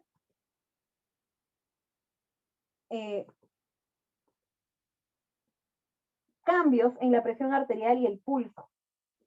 Podemos presentar, por ejemplo, hipotensión, hipertensión, y dentro de esta hipotensión podría presentarse, por ejemplo, hipertensión con taquicardia, hipertensión con bradicardia, hipotensión con taquicardia o hipotensión con bradicardia, ¿no? Entonces aquí vamos a tener esas alteraciones de los sistemas cardíacos que podrían llevarnos a identificar el tóxico al cual se haya estado expuesto la persona. Por ejemplo, cuando hay hipertensión con taquicardia, podemos pensar en los simpaticomiméticos, ¿no? Acá las anfetaminas, la cocaína, la efedrina, la pseudoefedrina, la teofilina, la cafeína, entre otros.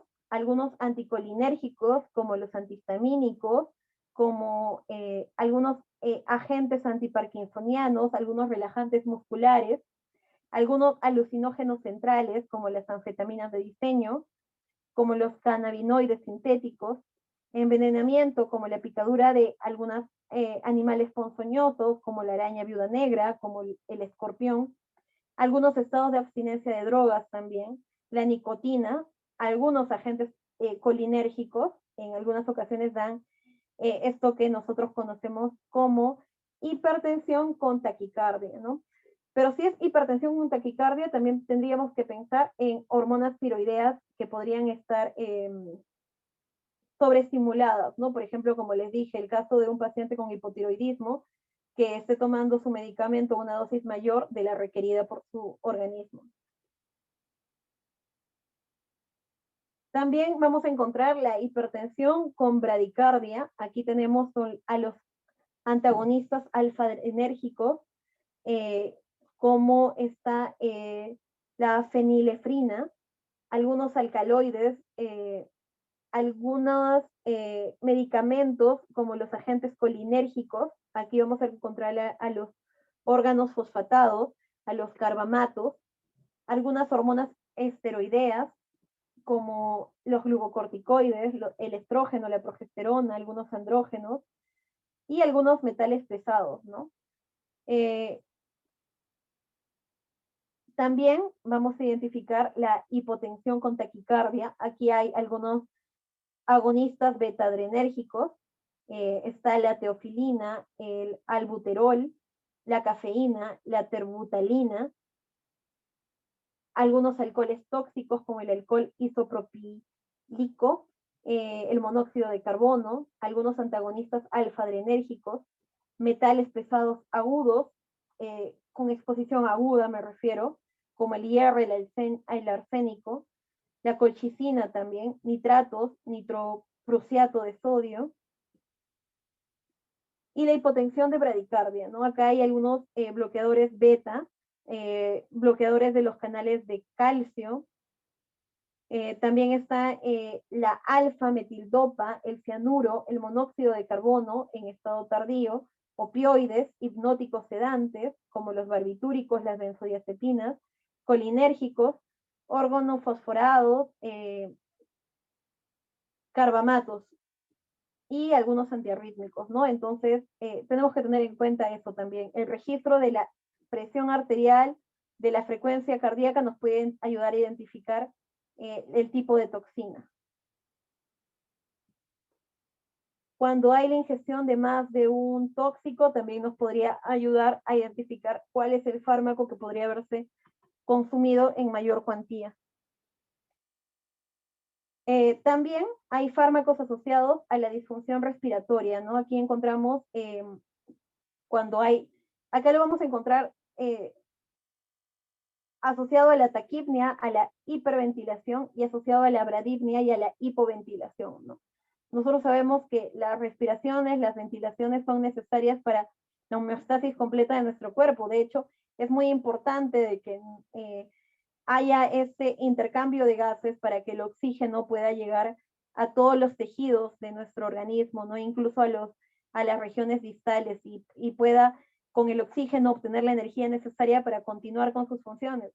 Cuando se ven alterados esos intercambios de gases, estas funciones respiratorias, va a haber una afectación general de todos los sistemas, ¿no? Nosotros sabemos que hay órganos que van a requerir más oxígeno que otros. Va a comenzar a haber, por ejemplo, otros signos asociados a estos cuadros de hiperventilación, hipoventilación, como podría ser trastornos del sensorio, aparición de algunas tonalidades en la piel, como la cianosis, la tonalidad azul, y todo esto lo vamos a ver dentro de un conjunto de signos y síntomas, ¿no? Pero si solamente queremos referirnos a la hiperventilación y a la hipoventilación, podríamos hacer este cuadro que nos va a ayudar a diferenciar de acuerdo a la alteración en estos sistemas. Encontramos, por ejemplo, que ante la ingestión de simpaticomiméticos como las anfetaminas, cocaína, cafeína, teofilina, nicotina, vamos a encontrar una taquipnia, ¿no? Alucinógenos centrales también podrían producir este aumento, como el LSD y como algunos cannabinoides sintéticos. Anticolinérgicos también. Algunos estados de abstinencia de drogas podrían producir estas alteraciones de hiperventilación. Salicilatos, insuficiencia hepática asociada a algunos fármacos como el paracetamol, algunos hongos como estos que se señalan acá, de la amanita, algunos asfixiantes celulares como el monóxido de carbono, cianuro, sulfuro de hidrógeno y la metahemoglobinemia. Algunas toxinas que van a inducir el edema pulmonar, como los opioides, irritantes pulmonares, fármacos que inducen acidosis metabólica, como el metanol, como el hierro, como la cetoacidosis alcohólica, van a estar asociados a estos casos de taquipnia, hiperventilación, ¿no? Y algunos depresores del sistema nervioso central. Dentro de los depresores del sistema nervioso central, nosotros hemos mencionado a los opioides, ¿no? A los hipnóticos sedantes, a los alcoholes, los antidepresivos, a los antipsicóticos, a los simpaticolíticos, a algunos inhalantes volátiles, algunos colinérgicos, relajantes musculares, antiepilépticos, ¿no? Que pueden producir esta depresión del sistema nervioso central. Como les he mencionado anteriormente, no basta solamente el tipo del medicamento, sino el medicamento en específico y los estudios que se hayan hecho de esto. La insuficiencia de músculos respiratorios se puede ver en el botulismo, en la ingestión de algunos carbamatos, en los envenenamientos por serpientes neurotóxicas, agentes bloqueantes neuromusculares, órganos fosfarados, intoxicación paralítica por mariscos, o intoxicación por el pez globo, por ejemplo, o el tétano, ¿no? Entonces vamos a ver todos estos signos y síntomas que los estamos asociando a cuadros en específico. Antes de pasar a pruebas diagnósticas, voy a proyectar un video para que no se olviden de esta parte, ¿no? Hay fármacos que van a producir miosis, midriasis y nistagmos. El nistagmo es, como les menciono, un movimiento que puede ser descrito, pero una vez que es visto es difícilmente olvidado. Entonces voy a proyectar un video del nistagmo para que puedan ustedes observarlo. Un momento, por favor.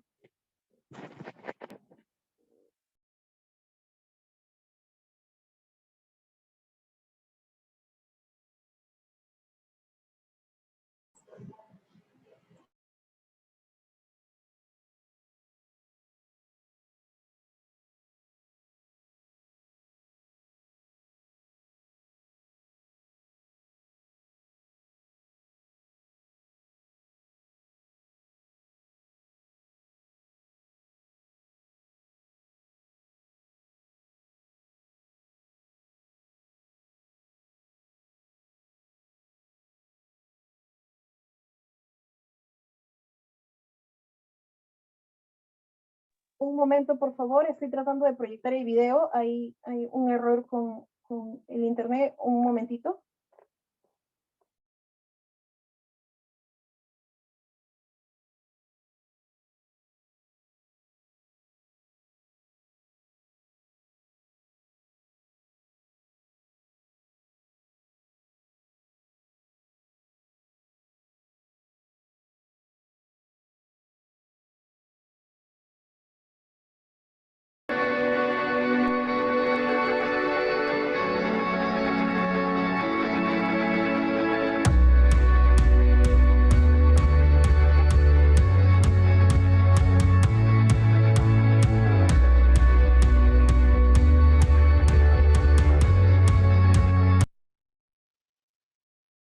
Ese movimiento que ustedes han visto ahí se describe como nistagmo.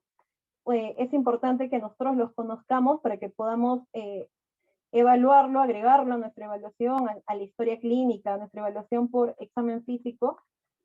La identificación de esto nos podría ayudar a identificar cuál es el tóxico que ha sido el que ha afectado al individuo, ¿no? Entonces, no quería continuar sin que se haya visto ese signo.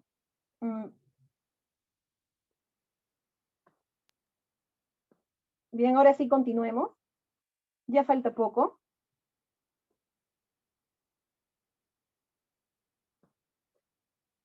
Dentro de las pruebas diagnósticas e imágenes que se pueden realizar, se puede realizar una evaluación radiográfica y de laboratorio enfocado a la gravedad del paciente, ¿no? Y algunas sospechas de algunos tóxicos específicos. Los pacientes sintomáticos y aquellos con antecedentes desconocidos o poco fiables deben como mínimo tener mediciones de electrolíticos séricos, ¿no? Entonces, de repente nosotros no sabemos qué tóxico ha afectado al individuo, pero tenemos ciertas ideas y sabemos que es un tóxico que podría causar alteraciones en los electrolitos, o simplemente no sabemos qué tóxico podría ser. Es importante evaluar los electrolitos de manera seriada. Evaluar también la función renal y la glucosa en sangre, ¿no? Que son funciones vitales. También se debe realizar un análisis de orina. El análisis de orina no solamente uno basal, sino puede ser uno en el tiempo para controlar la cantidad o las alteraciones en la orina que se podrían estar presentando, pero tampoco de forma seriada, ¿no? Como los anteriores, dado que el cambio en la orina nosotros sabemos que es más lento. El cálculo de las brechas osmolares y aniónicas pueden también ayudarnos a guiar a cómo es que este tóxico está afectando al organismo. Se debe realizar un electrocardiograma a todos los pacientes sintomáticos o que hayan estado expuestos a agentes potencialmente cardiotóxicos, ¿no? De forma general, siempre un electrocardiograma basal. Obtener una prueba de embarazo en mujeres en edad fértil, ¿no? Nosotros sabemos que las mujeres embarazadas, los niños menores de 5 años y los adultos mayores de 65 son personas que ante estas intoxicaciones podrían verse más afectadas, ¿no? Precisamente porque su cuerpo no puede responder de la misma manera a las infecciones que una persona que no se encuentre dentro de estos grupos. Hay pruebas a drogas en específico. Si se tiene la sospecha y se tiene la posibilidad de hacer estas pruebas, se puede hacer, ¿no? Hay tanto detección en sangre como en orina, y bueno, eso nos puede ayudar a definir, a confirmar la intoxicación. Y también hay algunos criterios que nos van a ayudar a evaluar si el paciente va a requerir o no ir a una unidad de cuidados intensivos. Aquí, por ejemplo, vamos a encontrar algunos en un cuadro los han representado de forma bastante simple. Por ejemplo, si hay depresión del sistema nervioso central, que incluye letargo significativo o coma, es un criterio para que el paciente pueda ser llevado a una unidad de cuidados intensivos. Cuando hay agitación que requiere restricción física o química también. Cuando hay depresión respiratoria principalmente, el paciente va a tener que ser llevado a una unidad de cuidados intensivos. Cuando hay hipoxia o insuficiencia respiratoria, cuando hay estos síndromes de distrés respiratorio agudo, o cuando se va a requerir una intubación endotraqueal. Cuando hay estados de hipotensión, teniendo como rangos de la presión arterial sistólica menores de 80, tienen que ser llevados a la unidad de cuidados intensivos, porque acá ya estaríamos hablando de un shock. Cuando hay convulsiones prolongadas o recurrentes también, dado que nosotros sabemos que en la convulsión se va a producir un estado en el cual hay una activación de un grupo de células neuronales, una activación que podrían conducir a estados con complicaciones que podrían ser severas, ¿no? Entonces, más en estas convulsiones prolongadas o recurrentes, el paciente tiene que ser evaluado por un intensivista, por ejemplo, y no solamente por el neurólogo. Cuando hay bloqueo atrioventricular de segundo o tercer grado en el electrocardiograma, cuando hay ritmo cardíaco no sinusal en el electrocardiograma, cuando hay alteraciones ácido-básicas significativas, acidosis metabólica, por ejemplo, anormalidades metabólicas significativas que requieran una vigilancia estrecha o una corrección agresiva, cuando las temperaturas son extremas, cuando hay hipertermia, cuando hay envenenamiento con una bomba de tiempo tóxica, cuando hay necesidad de monitorización hemodinámica invasiva, como un catéter arterial pulmonar, por ejemplo, o una vía arterial, cuando hay necesidad de irrigación intestinal completa para mejorar la eliminación gastrointestinal del veneno, cuando hay la necesidad de hemodiálisis, hemoperfusión, hemofiltración de emergencia, cuando hay la necesidad de un antídoto de emergencia que requiere una estrecha vigilancia, cuando hay un antiveneno crotalito, cuando hay dolor torácico isquémico por una toxina, podría estar señalándonos el inicio de una isquemia cardíaca o ya la presencia de esta. Exposición también a otros fármacos que podrían producir alteraciones en los complejos QRS, en los complejos QT, en estos segmentos. También es importante que los identifiquemos, ¿no? Cada uno de estos no es que sea una razón para el ingreso a la unidad de cuidados intensivos por sí sola, ¿no? Sino son criterios. Hay criterios más importantes que otros, por ejemplo, la depresión respiratoria, las alteraciones cardiovasculares, de las funciones vitales, van a ser directamente criterios mayores, ¿no? Pero también hay criterios como algunas como por ejemplo la depresión del sistema nervioso central, dependiendo del grado que haya, puede ser manejado por otros servicios, ¿no? Como una unidad de cuidados intermedios, por ejemplo, o incluso otras unidades, dependiendo de la disponibilidad también de una cama en una unidad de cuidados intensivos. Aquí vamos a ver, para terminar, dos términos, la descontaminación y lo que es un antídoto. La descontaminación, nosotros hablamos después de la estabilización inicial del paciente, ¿no? Se puede realizar la descontaminación del paciente si está indicado. Cuanto antes se realice la descontaminación, más eficaz será para prevenir la absorción del veneno. La irrigación se tiene que dar con abundante agua o solución salina para exposiciones tópicas, no exposiciones en piel. La administración de carbón activado para la ingestión son los métodos preferidos de descontaminación en la mayoría de los casos. En la mayoría de los casos se va a utilizar esto que se conoce como carbón activado.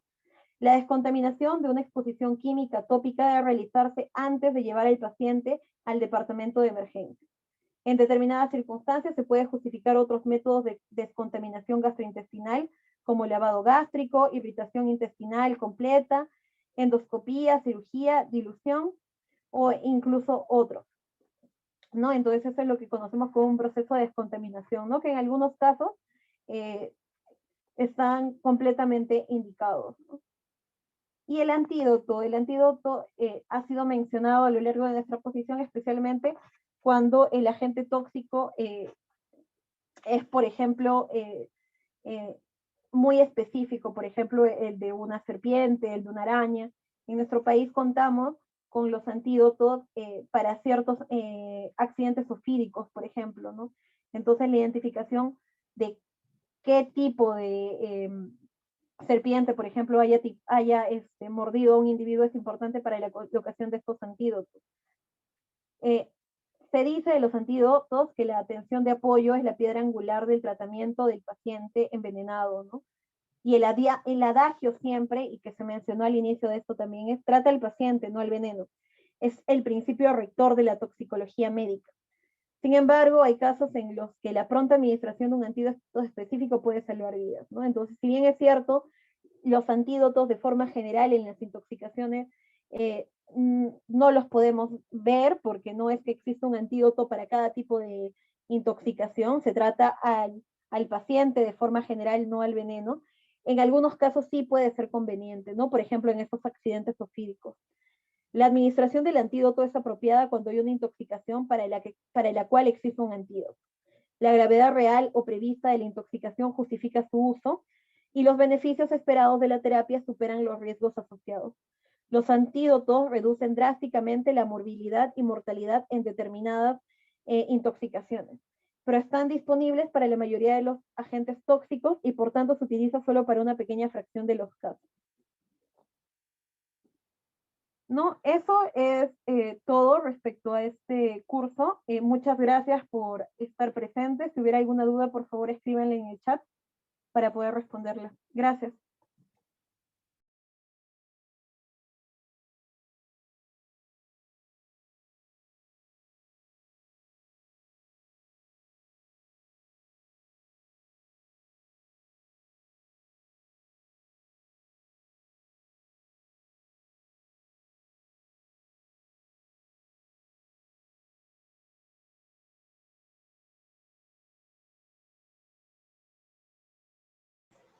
Bueno, al parecer no hay ninguna pregunta. Entonces vamos por finalizar la clase. Sí, sí hay una pregunta a través del chat.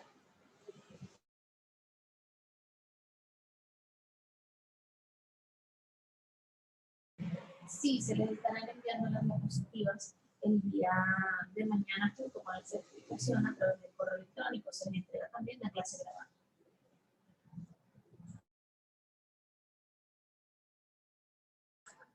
Bueno, ya que no hay ninguna otra consulta, damos por finalizada la clase. Muchas gracias a todos. Cualquier duda sobre la certificación o alguna duda que tengan, se comunican a través del WhatsApp. Muchas gracias.